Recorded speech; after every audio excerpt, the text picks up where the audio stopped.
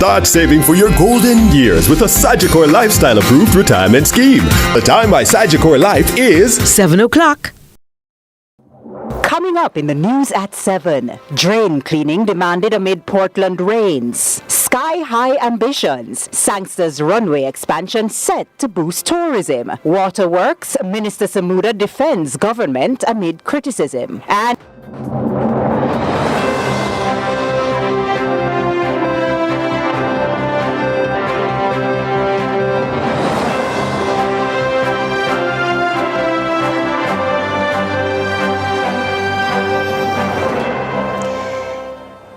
from the city of Kingston in Jamaica, this is CVM News at 7, the weekend edition. Welcome, it's May 4 and I'm TK Dawkins. There's another plea this evening amid days of continuous rainfall in one eastern parish for swift intervention to prevent flooding and peril. Locals have had enough of the issue that has defied their boundaries time after time over the last 6 decades. More from Nika Lewis. The people of Bound Brook in Portland mean well, but theirs is a daunting task with life-threatening outcomes if they sit silently and watch. And into this area, we have problems. Once we have hurricane or we have a heavy weather, the whole place flooded up. I used to have problem around the back at my premises. When the river comes in, it ride the bank, flood out the cars, them here. I have to clean up people's car, flood out the house, flood out my business place. So I go to work on a wall the back of the riverbed, so it don't come in there again. Yet there's danger lurking outside their walls. But when it weather, there's a section down to the slaughterhouse that the bank is lower. That's before it seemingly doubles back, flooding his business place and his home.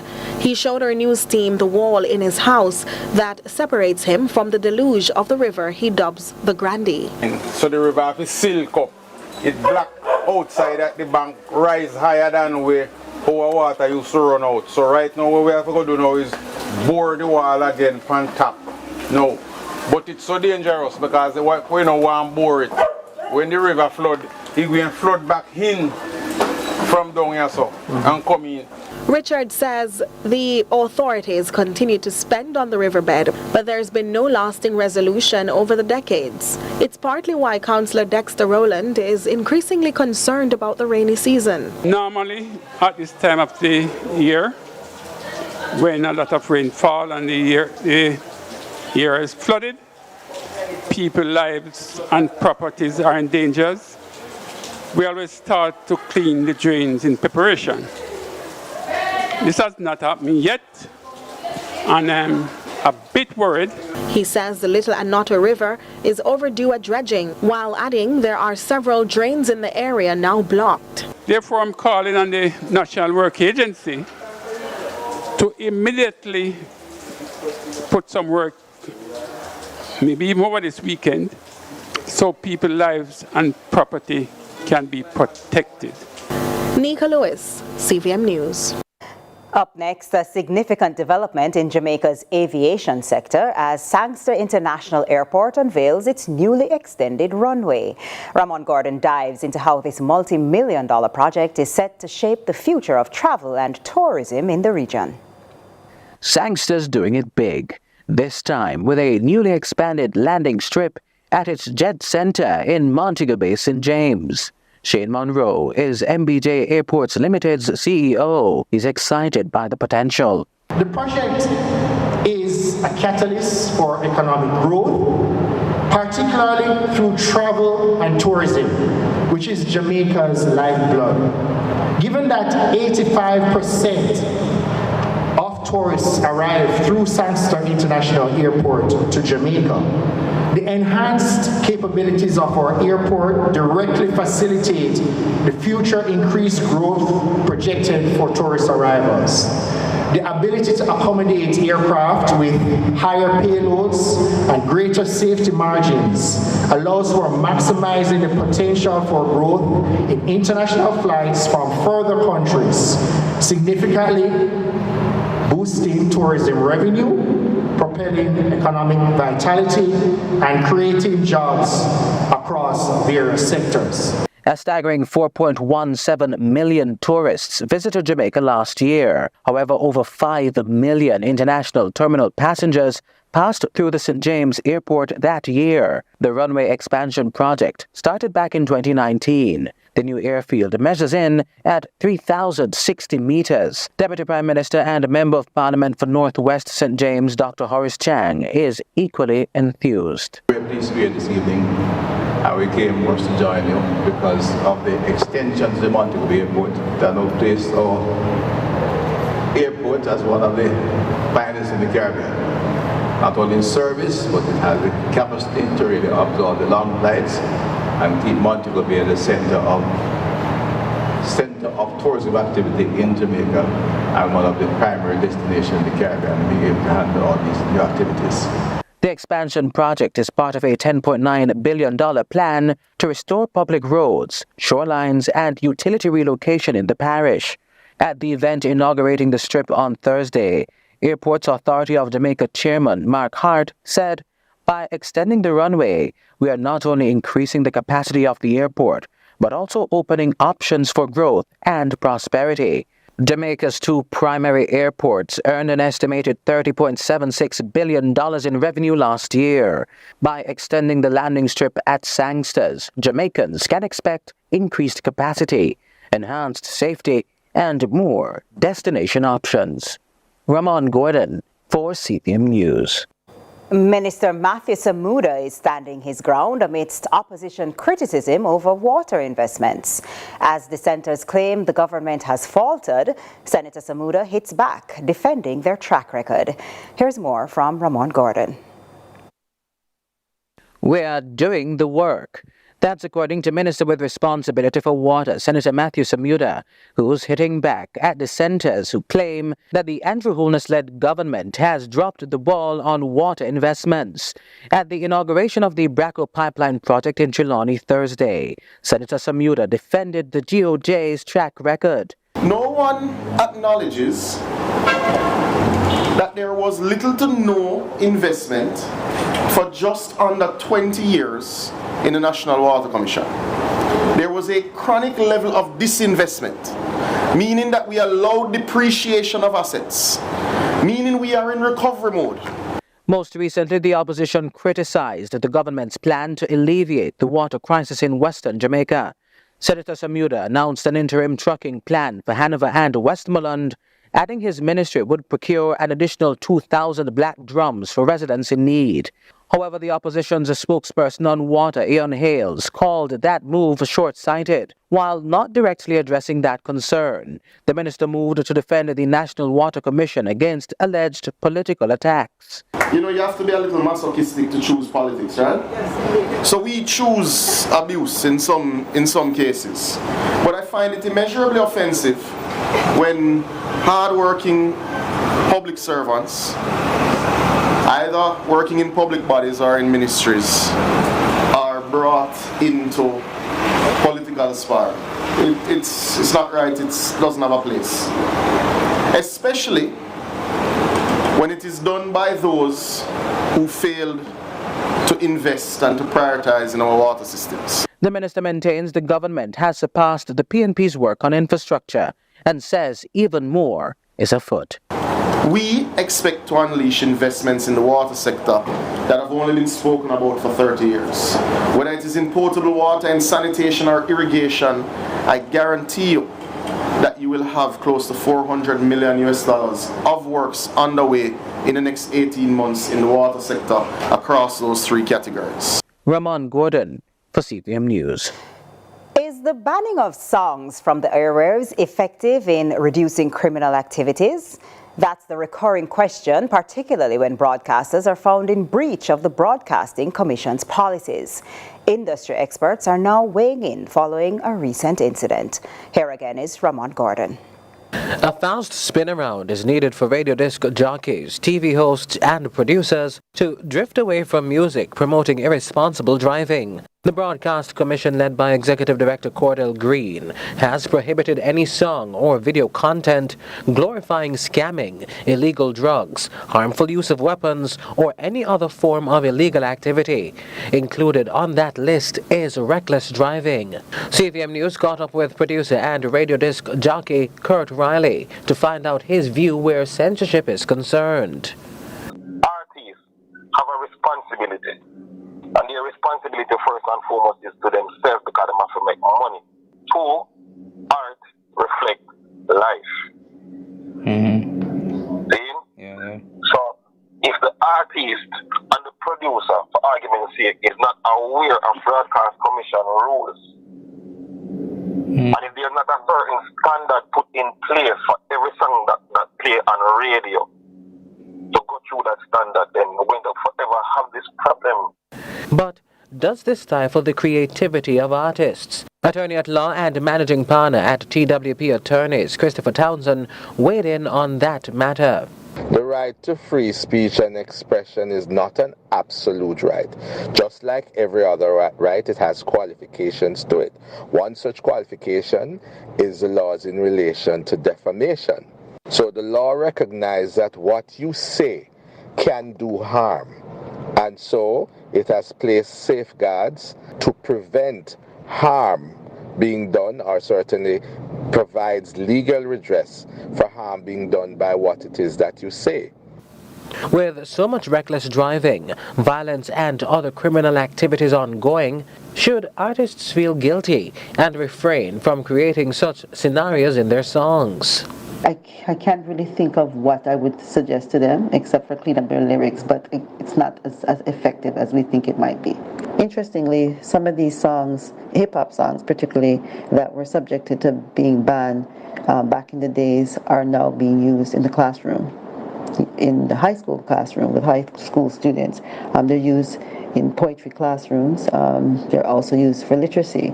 In poetry, they're used to develop students' critical thinking skills, and they're also used to expose students to social issues. If you look at it, some of the songs, as graphic as they may sound, they can also, and when I say some of the songs, I should be specific, the dancehall songs, they can also be used in similar way. Ramon Gordon for CVM News. We have more news for you after this break.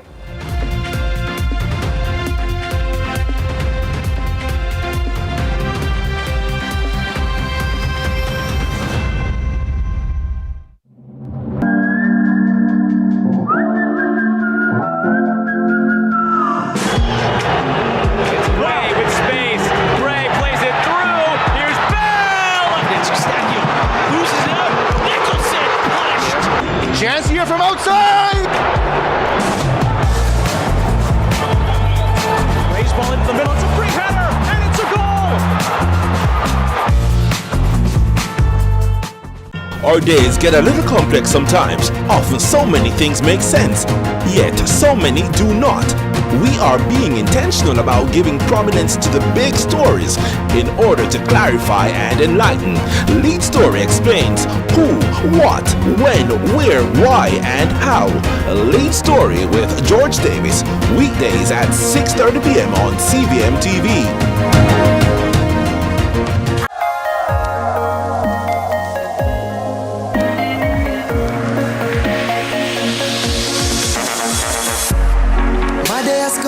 Has begun, I've traveled the seas, I've traveled the waters. Once I was weak, now I'm much stronger.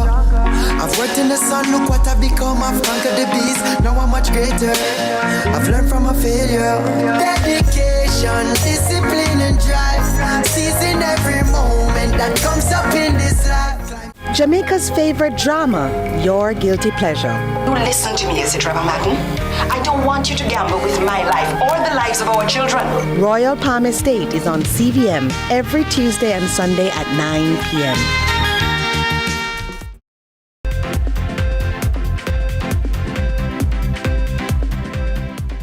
Welcome back. Commanding Officer for the St. Catherine South Police Division, SSP Christopher Phillips, is cautioning citizens in gated communities to desist from obstructing the police from doing their lawful duties in their space. His warning comes amid a recent incident in which he says residents attempted to protect a suspect. Nika Lewis reports. Safety and exclusivity are a few of the promised features of most gated communities. The aim keeping criminals out and protecting the civilians within. At least that is what some would hope. But the police in St. Catherine appear to have a different experience with how some of these communities function. It has come to our attention that some residents within gated communities have been obstructing the police when we attempt to enter these communities to carry out our duties. I want to emphasize that the police are here to serve and protect all citizens, including those living within gated communities. However, we cannot do our job effectively if we are prevented from entering these communities. I want to warn you that obstructing the police in this manner is not only illegal, but it also facilitates criminal activities that put everyone at risk. The commanding officer recounts a recent incident in which residents effectively attempted to prevent a suspect from being detained.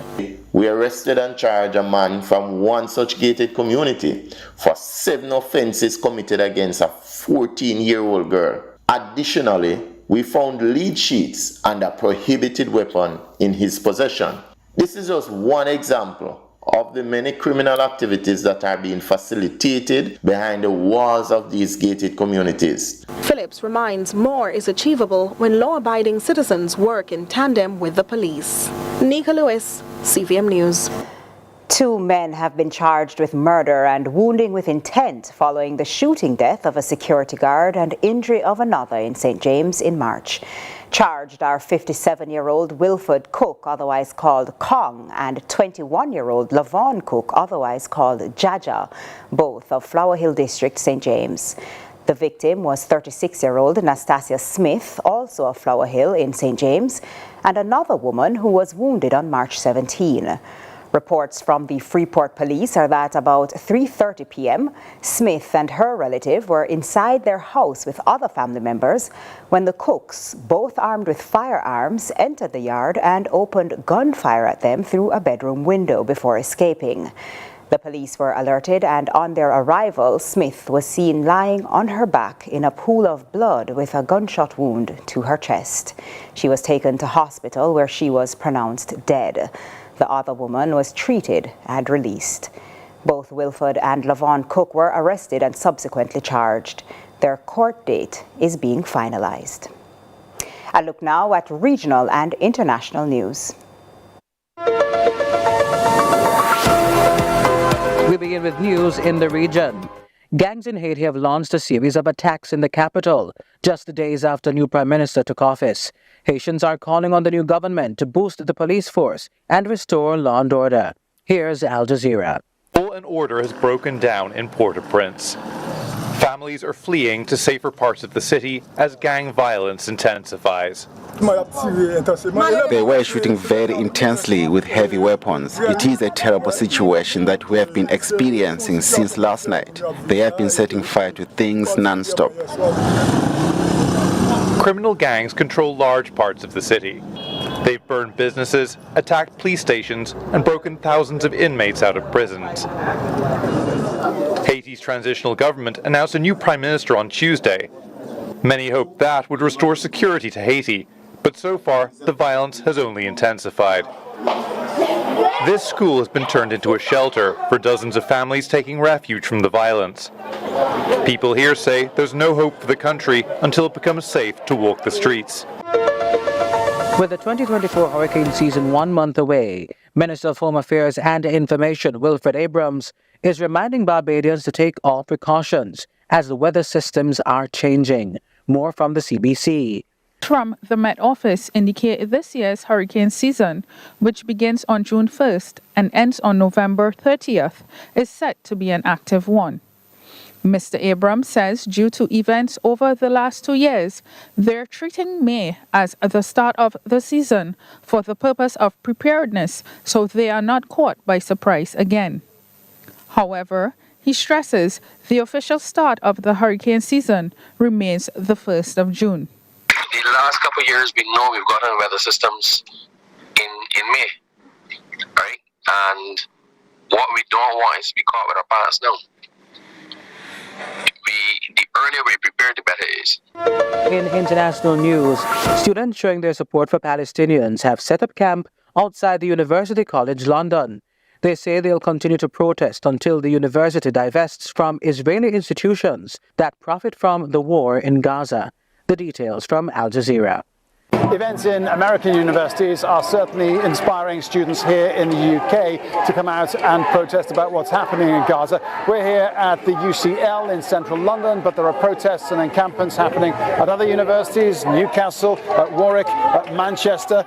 Here at UCL, it's a relatively small group. I would estimate around 50 people who have tents on the lawn outside the main headquarters building of the university and are certainly making their presence felt with their megaphones. And they've also been addressed by Hassan Abu Sitta, who is a medical doctor who worked in Gaza at the beginning of the war and urged the UCL and other universities to divest of their investments in Israel. The blood of 15,000 Palestinian children is on the hands of anybody who owns shares in these companies that have provided weapons and have actually increased by tenfold the delivery of weapons systems to Israel since the 7th of October. Now, while encampments in America have been cleared by the police, here there seems to be a more tolerant approach, and the UCL have issued a statement saying that they are monitoring the situation and they will manage this in line with their legal duty and commitment to promote freedom of speech within the law. That's it for regional and international news. I'm Ramon Gordon. We're taking a quick break. Inspire Jamaica is next.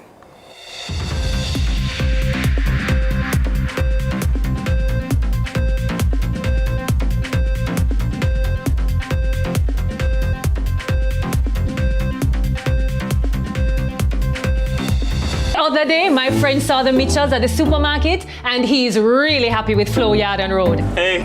Everyone who signs up, bam, gets a $10,000 Flow gift card that can be used anywhere Visa cards are accepted. I haven't used mine to pay for groceries. Get Flow Yard and Road, the plan that pays you back. Best decision ever. Told you so.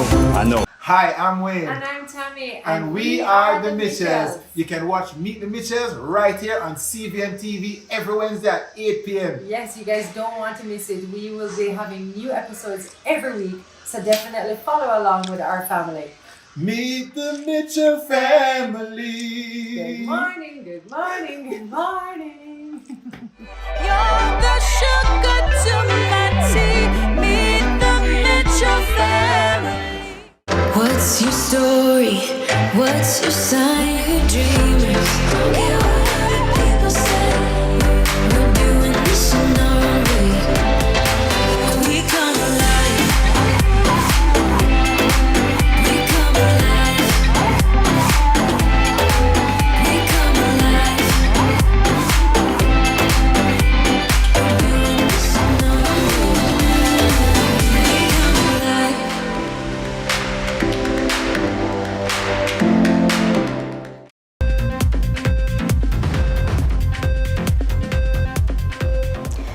Welcome back. The strength of a circle of support is proven again in the well-being of a child living with a condition with an outcome that's not positive. With the continuation of the Nikhil Borland story, a boy much smaller than his age. It's time for Inspire Jamaica with Caroline Brown.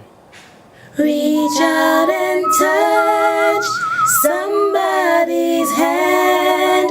Make this world a better place if you can. Last on Inspire Jamaica, Simonette Mackenzie began sharing how in 2019, doctors eventually diagnosed her 9-month-old son, Nikhil Borland, with Fanconi syndrome after he was taken in for bouts of vomiting and diarrhea, as well as drastic weight loss. They're like, Mommy, where have you been with this child for so long? Because I didn't know what was going on. Today there was right away admission with him. After he was there, they didn't know what was going on as well, so they started doing their tests and stuff like that. At one point I thought I would have lost him based on what was going on, so they were just trying to keep him hydrated, treating for some of the symptoms that they're seeing until they started doing checks. After they found out what was going on with him, it was right into ICU. It was quite a trying period, as after the 2 to 3 months of being admitted, during which time both his legs were fractured as his bones were so brittle, the now outpatient at the Bustamante Children's Hospital, who had regular appointments while en route to Kingston one early morning, had to be rushed to another hospital instead. The nearest one, it was the Maypen Hospital. It was there she was told he had contracted COVID-19. That period of 2 weeks in isolation, Simonette described as one of mixed fortunes. So I even lost my hair. Felt I become so stressed. Nobody could visit, and just in a little room by ourselves together. And it was a moment that I cherish also because we get to bond. The bonding, because whenever I'm around, he's so happy. I forgot that child was there and even sick because he was still playing around. It was the nurses, they were so amazed because they were like looking and they were like, no, this child is not sick based on how he was. He was just happy. He was on his tablet. He was eating. He's always eating. He's a little foodie. So he's always eating and stuff like that. So it was just there and he managed to, get over that. And after that, I took him back to Bustamante and then he has been doing his follow-ups from ever since. She's still trying to learn about this syndrome, matching what she reads with the reality. So limbs are often they're short, as you can see. His eyes are a little bit different compared to, because usually when I go through his pictures, I often try to capture moments with him as often as I can, and sometimes I just sit down and look at the difference, what has changed, what has happened. Only difference I'm seeing was right here, his head, but I don't really see any changes in his face other than his eyes. You want to walk for me? Come on, walk with grandma. Nice boy. Nice boy. Nice. It's really grandma's boy. Awesome. So his legs are basically healed or still has issues? I booked a new appointment to see by the orthopedic specialist.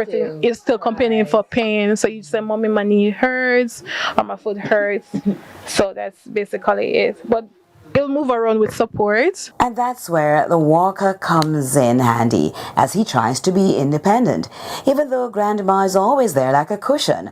But she said it wasn't always like that. When he comes home from the hospital, he would come to me same time, but afterward now he find himself around me. And when he feel comfortable and in his mood now, he said, Grandma, doctor took me here so, and doctor took me here so, and he show him head and he show him feet. It's the mercy of God turn this little boy around, because when he take in sometimes and his mother is away like at work and so forth, because she is the one who know everything about his sickness, running up and down and so forth. So when him take in now, I have to call her. If he don't see his grandfather, Grandma, when me daddy? Because he's take his grandfather for his dad. Yes, so we both have a close relationship with him.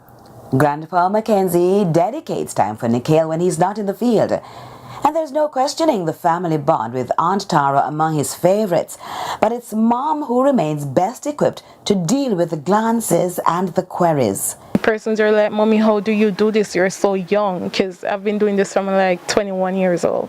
So it wasn't easy, but he didn't have to be here. That's what I always remind myself. He didn't ask to be here, right?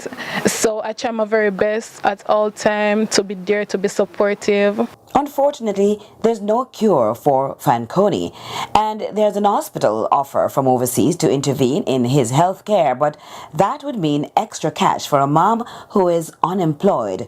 Their greatest wish now is to see Nikhil walk without challenge.